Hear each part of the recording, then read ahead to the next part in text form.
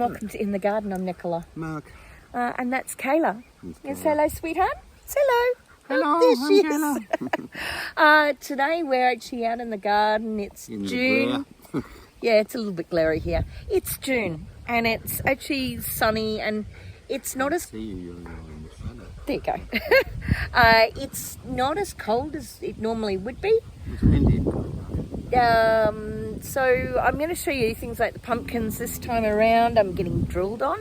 So I'll show you what's happening with the pumpkins. The grass is just growing. Normally by now we've had a couple of frosts and everything's dead. We haven't had a single frost yet. Green as.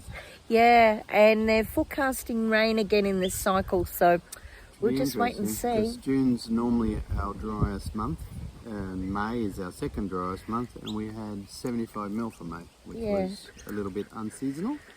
So we've got to get in and do some maintenance, and at the moment that's about all we're getting time for is some maintenance, but hopefully, we've got to chop a lot of wood. Anyway, on that note, we'll see you through the episode. I've been mowing and I ran out of petrol.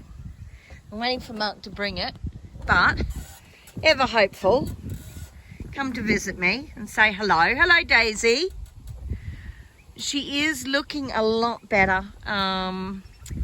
So she isn't getting a lot of hay at the moment, but as you can see, there's actually still a fair body of grass in there. There's a bit down there, and there's quite a bit in next door's yard. She's getting protein pellets twice a day, and she's getting grain twice a day. Plus, as I said, she's getting her occasional hay. She actually isn't starved, as you can see. Hello, sweetie. And she knows I'm talking about her. The fencing is still a mess. We haven't got around to fixing it yet, but that was all thanks to Bo and Darius. Really, actually quite warm, sunny June day. Mark's out whippersnipping in there again. I finally got out here mowed. I've been down to the greenhouse and I bought a little paintbrush today so that we could fertilise the tomato flowers. I didn't show you because everything's a little bit wilty down there at the moment, but not to stress, they'll come back. The strangest thing, as I said, we're well into June now and the pumpkin is still growing and it's still setting fruit. We have got so many pumpkins. Hang on, just see if you can see these if I move that aside. We have got so many pumpkins again. We are actually at the point we're giving pumpkins away. We have got so many. I'm thinking about making a pumpkin soup in the slow cooker in this next week so that we can at least use it there. But we are just drowning in pumpkins at the moment.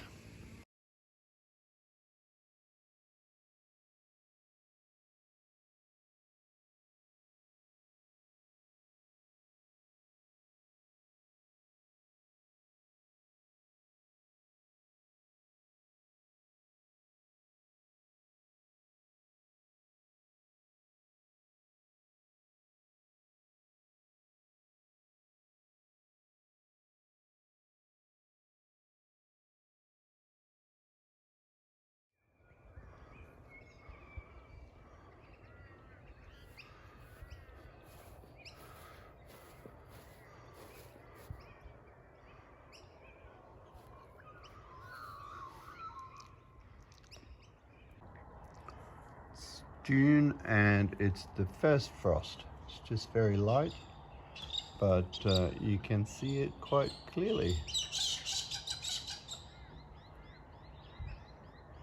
So not everywhere, just a light smattering. Okay, well it is Saturday. That looks like it's off a self-watering system. Yeah. Mark's just found something on the ground. We're still finding bits and pieces. But anyway, you will notice a change. So remember last weekend I did a quick mow and I'm going to show you something really funny. So we've been sort of saying about how unseasonal our pumpkins are. Well, we have had a week of heavy frosts. And that is what is left of our pumpkin vines. So we're actually going to go around and do a quick count up of how many pumpkins there are. So there's one here.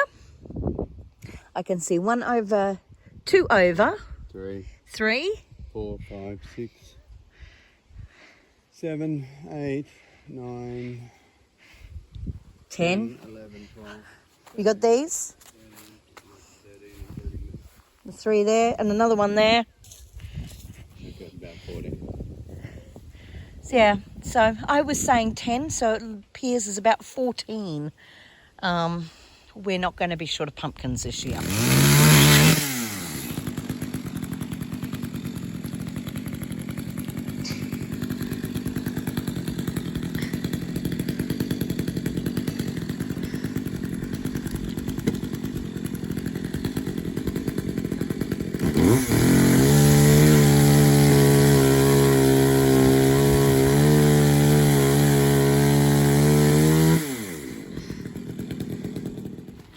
Okay, moving the bananas. They've not done well here. We had a third one and he's been lost, and so we're about to put him in pots and take him down to the greenhouse. Dun dun dun. It's here's the final product. The old bananas are in the pots along with other plants and in the greenhouse.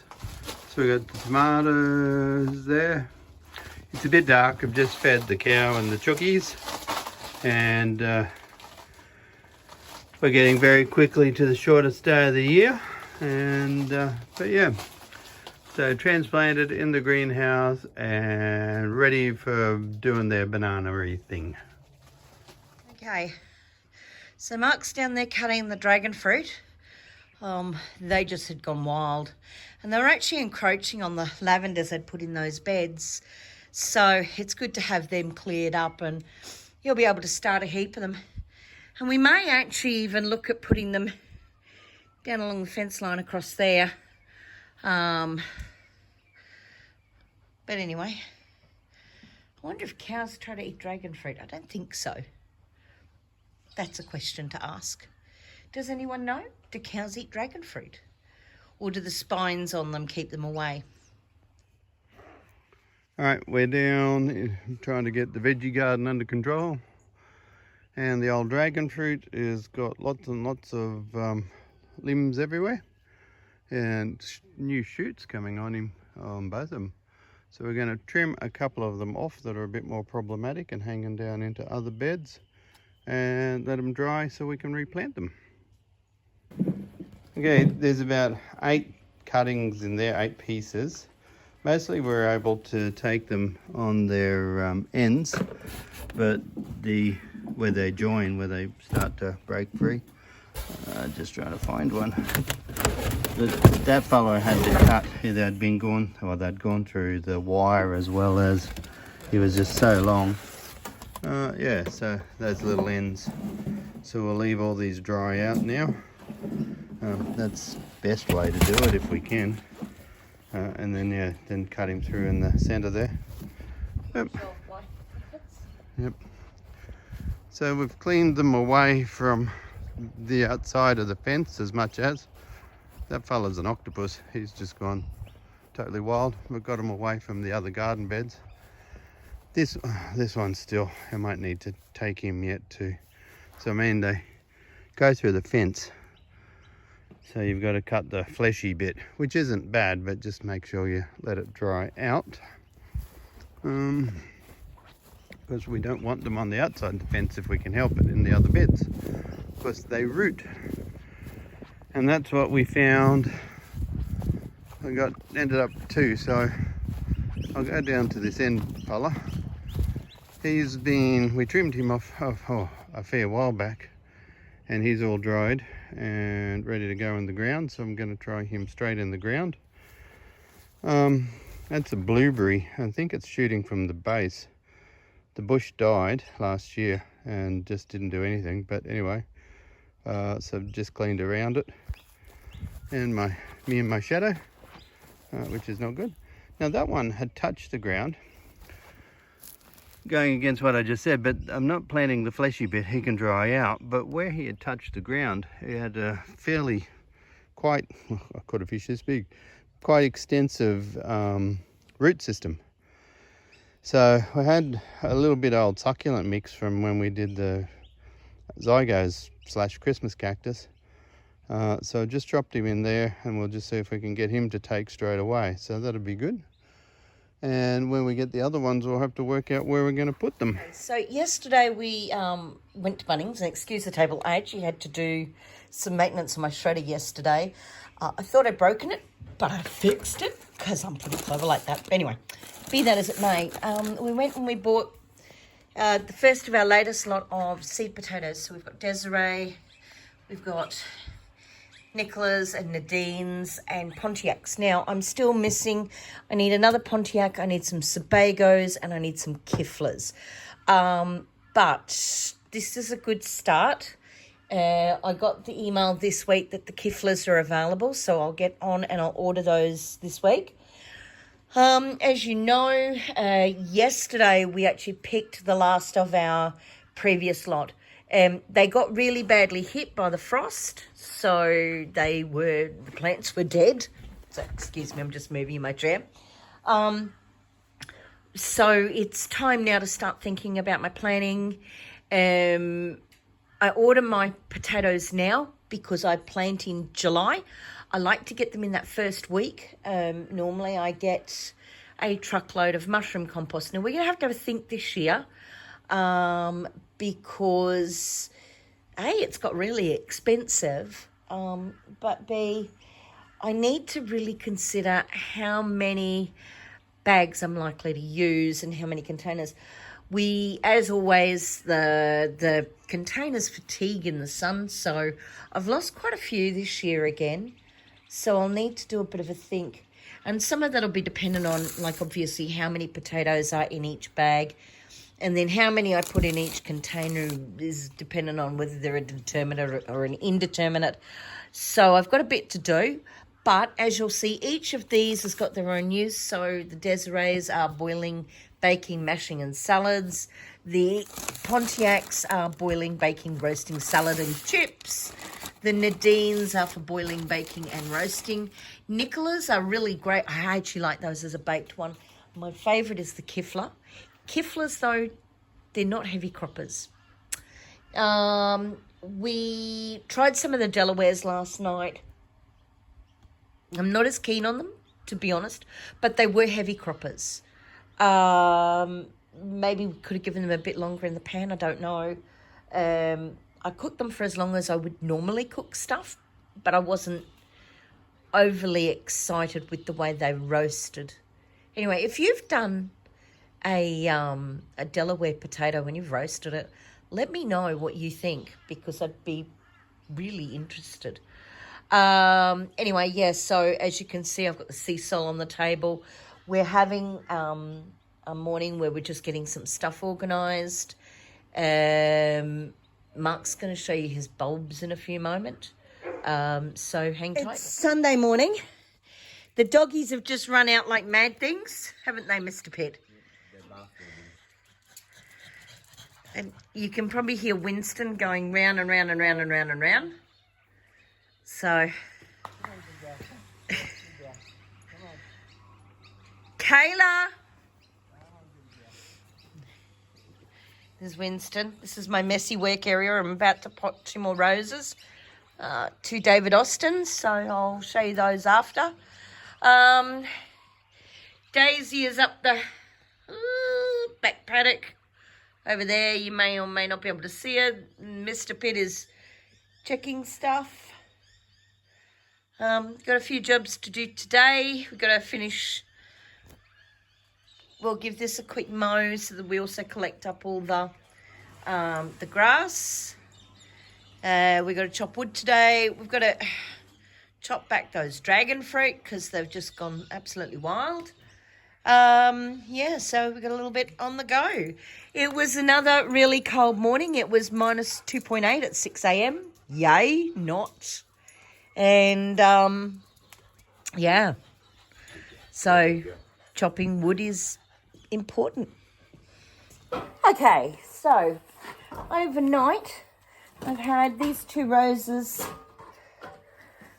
sitting in a sea salt water mix. So they need 12 hours minimum, according to everything that I've read and done. So I'm going to pot them up. This one here is my first one. Oh, and this is a James L. Austin. So as you can see, it's had lots of time to suck up all the nutrients from the sea salt. I'm just making a hole, teasing out the roots. Now, I know a lot of people say you actually should cut the roots. I don't necessarily like that as a concept. I've never done it. I don't think I ever will. This is the other one. This is an Abraham Derby. Again, no, you can't drink the sea salt, Kayla. Again, it's a David Austin. They've had 12 hours minimum in the sea salt mix. So I'm going to splay those roots out.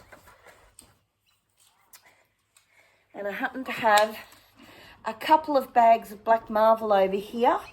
So I'm going to walk across the camera like that. Here I go. And as always, we are not endorsed or sponsored by anyone.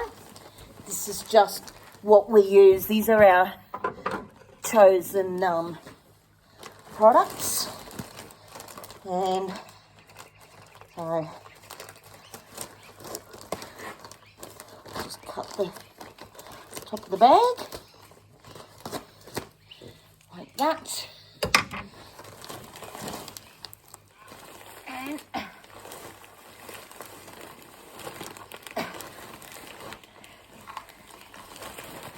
whoop, very carefully backfill. Oh, Lordy, I'm pleased you can't see this. I'm making a bit of a hash of it today.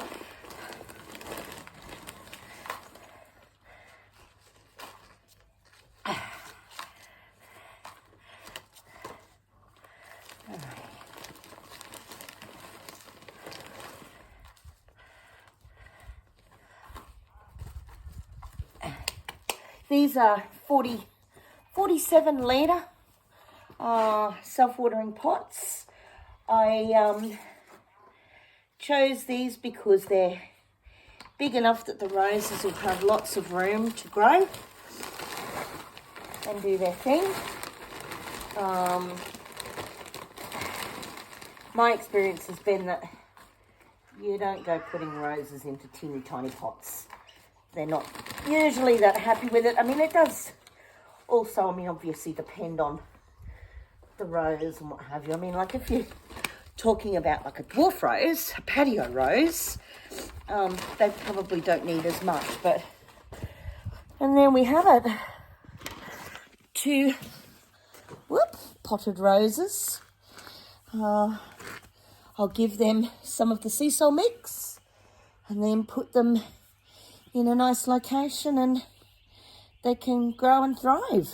Okay, so we went into the garden bed. All our potatoes have died. They've been hit by the frost. The sweet potatoes have been hit by the frost along with the pumpkins. So we've harvested the last of our potatoes, the last of our sweet potatoes, and the first couple of pumpkins that are broken. So we've got quite a few still to go, but we're getting there. The greenhouse, actually it's lovely and warm in here. But check those beauties out. They're a good size. This one's got the first one nearly ripe. Got a few on there. Maybe a couple forming on that one. That one, yeah, not so much. That one looks like it may have some forming. That's really good. The one banana is not happy. The other one's all right. The chives look like they could do with a bit more water. The pineapples are thriving. And the other fern there is very, very happy. So, mostly good. Mostly good. Achieving what I'm hoping to achieve for most of the plants. It's just that one banana that's not happy. Anyway, I'll keep updating you on what I'm doing here. I've actually got bags of well-rotted manure. These beds haven't had a lot of love in the last little while. They, I put a heap of bulbs in about 6 weeks ago, but they actually need more fill. So all I'm doing now is I'm just backfilling. I haven't done the far end, that's turmeric, so I haven't touched that. This one here is my next area, and then I've got a bag to go in that one as well. As you can see, they've actually subsided down a lot, and they desperately need just a bit more dirt, so that's what I'm doing. Well, here we are. It's the end of another episode. I'm looking a bit wild hair. Me, just took my hat off. Yeah, there. I can't recognise you. Who are you, strange person? Oh, bugger off. Worked for Clark Kent. I did. So is that the person that... Yes, anyway. Yeah. Okay, so you would have seen we've harvested the tomatoes. There's lots of them. After the frost. Yeah, and like there's still lots of pumpkins. And after the frost. And Winter is coming. We harvested the last of the potatoes. Beware after the the frost. King. So there's a bit going on. Mark's cut back the dragonfruit, which is great.